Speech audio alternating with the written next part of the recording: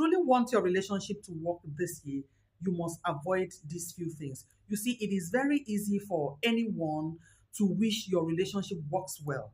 It is very easy, especially if you're privileged, to listen to your friends, your colleagues in the office, your neighbors, your your classmates. It is very easy, especially when you listen to them and how they gain their relationships, especially if it's a relationship you admire. You want your relationship to be like that. It is very easy for us to wish.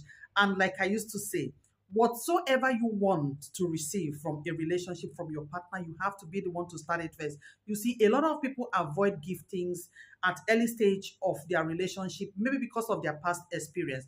And a lot of people too, naturally, they are not those types that love to give, especially when it is not there. They don't know what you like. So it is like when people walk into or you go into relationships with people they don't want to give you. So, like I used to say, if you want something in your relationship or the way you want your relationship, be the first person to start it that way. Be the standard, be the one to speak silently on what you want in your relationship. Like I said, do not allow your friend's relationship to be a standard to your relationship. That is number one. If you truly want your relationship to work this year, do not allow your friend's relationship to be a standard.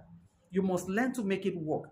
Number two, learn to avoid people bringing in things and telling you, giving you advice. We all go through corners of Instagram, the internet. We see a lot of advice on relationship, how it works, what you should accept, what you should agree with, what you should do with, what you should, things you should work with. You see, we listen to a lot of things, and of course, most of us want to use those things. It is not everything you listen to that will work for you, that might work for you. It may have worked for Anne, but it might not work for you. So think of something, look for something that will work for you in your relationship and try to make your relationship work. And the third one here is for you to avoid the stories our parents told us about relationships, right?